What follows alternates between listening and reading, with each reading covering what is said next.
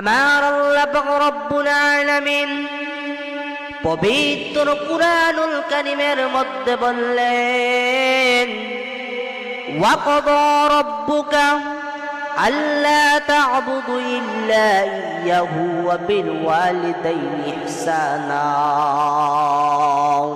এ মুসলমান, আসেন বাবাজি আসেন, সময় বড় সংকীর্ণ রে। আরে মুসলমান বাবাজি, যারা এখনো এই দিক সেই দিক ঘোরাফেরা করতেছেন রে বাবা, এ আব্বাজান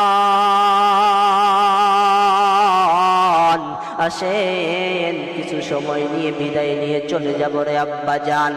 আমার আল্লাহ পাক রব্বুল আলামিন পৃথিবীর মানুষদেরকে জানিয়ে দেন,